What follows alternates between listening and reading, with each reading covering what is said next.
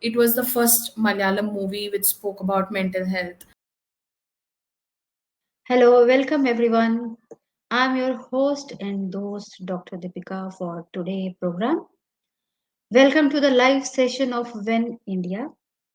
In 2022, we wish everyone a very happy Navratri. Today is the second day of Navratri, the day of goddess Brahmacharini. And the suggested color for the day are green and white. The Brahmachari goddess walk barefoot, hold a sacred kamandal in one hand and Rudraksh Mala in the other hand. This goddess meditative form represents goddess Parvati when she was deep in meditation to please Lord Shiva. And today day is very auspicious. It's a second Navratra on the Tuesday, so the plus time of Ganesha too.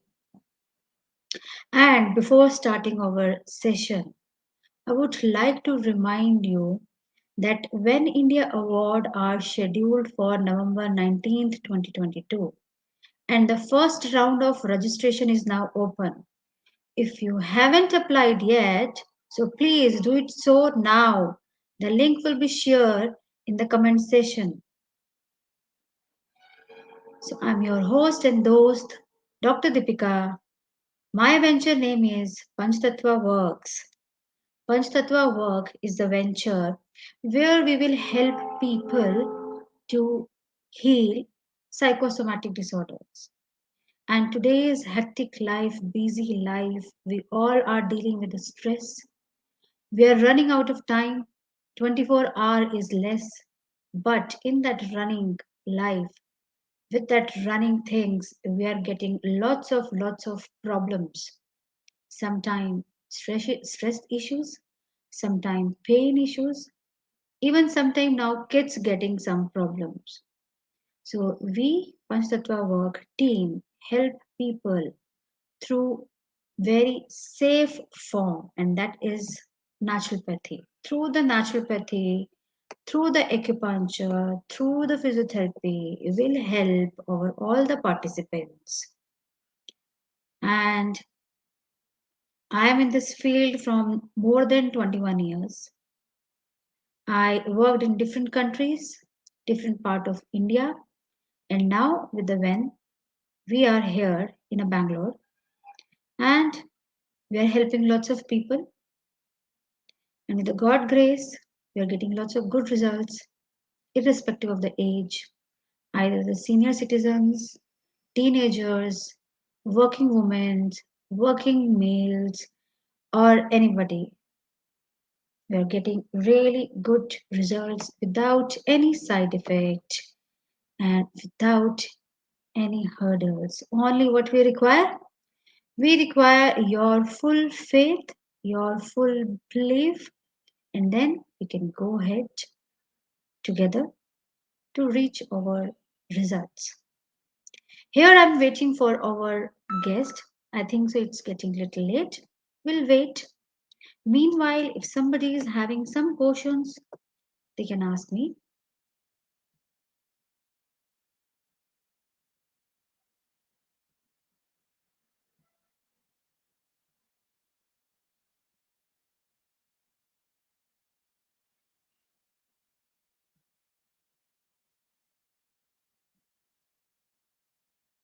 Okay, let's. I would like to share a small story as it is taking a little time.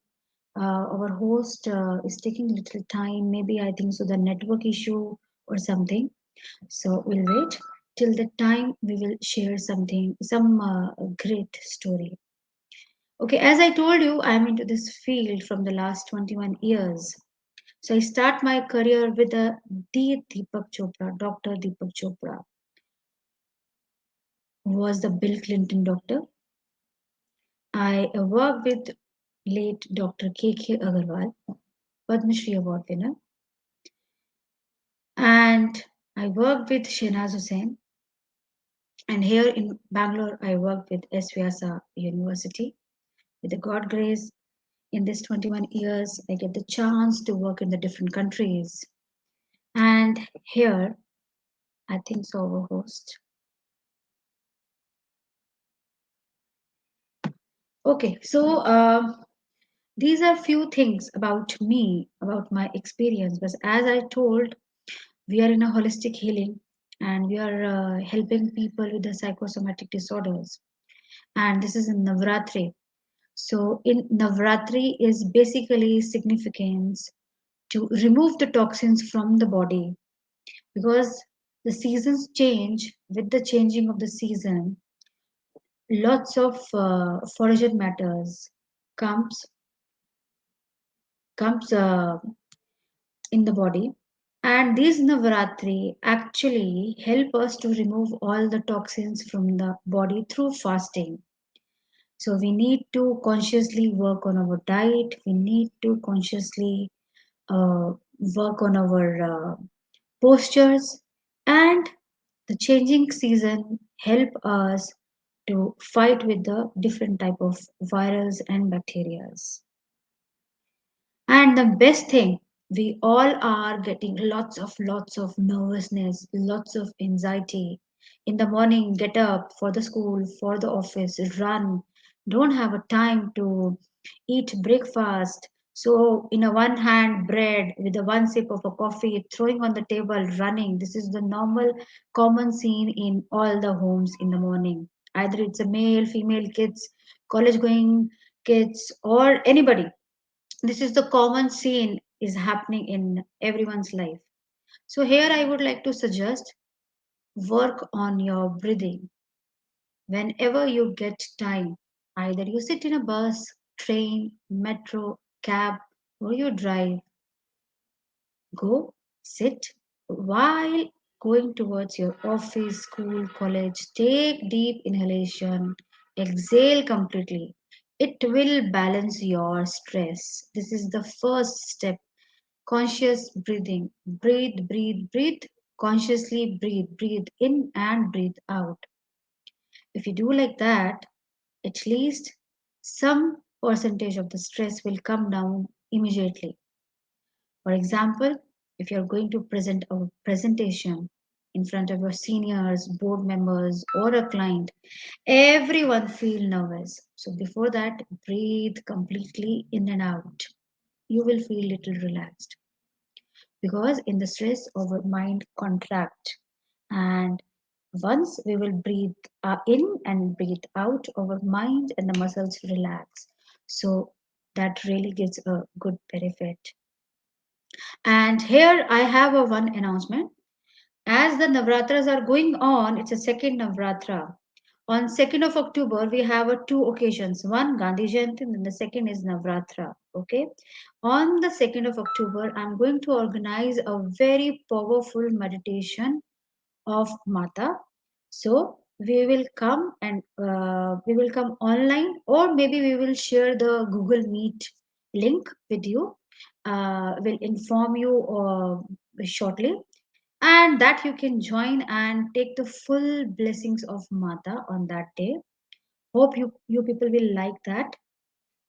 That meditation is coming, and it's really powerful meditation, especially in Navratras. We normally organize these type of meditations on particular days, like on Shivratri or in Navratras, something like that, or sometime on Janmashtami too. And with the when we organized last year, this year Yoga Day, International Yoga Day, we celebrated, and we get very good response. Thank you very much, Ven, for that. And here I would like to talk about my guest. It is taking little time, I think so. Some issue is with internet. So our guest name is Anika. So Anika is from Pune, and she has done MSc in clinical psychology and clinical hypnotherapy from ICA. She uses she uses electric approach to treat the concern of her client. and she even researched into the same approach. And more than 800 plus clients she already treated, and it's going on. So personally, if I'll talk about the Anika, she has really a very good listening power. She'll listen her participants very patiently. She'll understand, and then that strength she use for her participants to treat them. And currently, she is practicing privately, and she has really good vast experience of the 9 years, and her passion to heal people which has turned into the vision to catering. So and she really to good in psychology, and here we are still waiting for her. Anika, can you hear me? Yes, I can hear you. Yeah, welcome Anika. Thank you How are you, so Anika? much, Deepika. I'm good. How are you? I'm good, Anika. So I would like to know about you from yourself. Please tell me about yourself. Yeah. So I'm a clinical psychologist. I've been trained in clinical psychology, and I also do relationship counseling, individual counseling, psychotherapy, and currently I also work as a hypnotherapist and use hypnotherapeutic modalities as a part of mental health care and treatment for my clients. So I work with all age groups and populations because my experience has been with all age groups. I started as a child psychologist and then moved as my experience and my age proceeded. I moved into speaking to adults, teenagers, and even late adults. So that's what I do, and that has been my experience so far, Deepika. That's really good. That's really good, Anika. I would like to know more about your strength and the way of treating patients. Just the information, general information for our viewers. Sure. So when we look at working as a psychologist, right, the first and foremost thing I find in myself is healing is my passion. And when I say healing is my passion, for me, everyone becomes important who comes on the couch, right? Everyone Very who true. walks into my clinic becomes extremely important for me. Their emotions, their feelings, what they think become extremely important to me, which gives me an edge and helps me to establish my strength as a non judgmental person towards them. Actually, this has been there since the time I was a child. When I go back to my school days or my college days, one thing which always stood out, which also inspired me to took up psychology, was I was very open to experiences and I was always non-judgmental about anything that happened in my life. And I think That's that really a good really quality, Anika. helps me now. Yeah, that really helps me now. And I never ever resorted to traditional forms only, or oh, this is modern form. Like, I never looked at it like that. I always looked at life as an experience and as a journey, which is my core strength when I practice as a psychologist. Oh, really good, really good. This is very much required in the field. And now I would like to know, what do you feel about Indians? Are they open for a mental illness? Or if they require help, they are openly come, or they are very hesitate to come to you or in your field, the other doctors? So when I look at India today, Deepika, I do see a shift in how we perceive mental health. Okay, people are open to seeking help, but still there are some myths and there are some hesitations regarding medication, right, or visiting a psychiatrist or talking about your issues, right. So this is one hesitation I see, but I also see that many people are opening up to therapy, many people are opening up to counseling. So I do see a shift now. When I started my career about 10 years ago, I was seeing kids and parents were hesitant to get their kids inside. Then, 7 years ago, I started seeing that a lot of youngsters were coming for therapy, in the age range of 20 to 25. Now I see a shift where people, 30s to 50s, or even I can go up to 60s, come for therapy. And I know a lot of individuals who were my clients earlier, they get better, they get their family into therapy also. So before I would not have family therapy sessions much, I would have more individual therapies. Now I'm seeing that there is a growing need for marriage and family therapy as well. So I do see that India is shifting, but I wish, a lot more changes, myths, and these misconceptions around mental health. I wish they go away and we have a more clean sheet, and more people seek help and make their life more easier for themselves. Yeah, Anika, actually, yeah, you answer my next question in this question only, because I was thinking to ask you how the society is open to accept all the people. But as you told me, it's shifting from teenage to young to now to the middle age or the senior people. So it's really good. Like people are taking support of these things and coming out with their issues, and you are able to solve them. That's really good.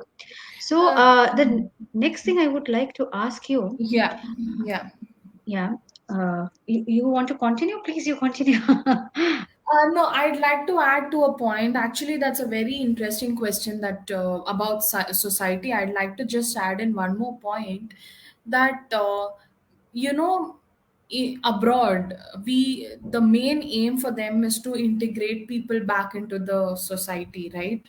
And I think India is also there because a lot of establishments in many places try to help their patients or their clients by reintegrating them into the society, by getting them jobs, by getting them better shelter opportunities, especially employment, right? Abroad, we see that the employment opportunities are slightly more.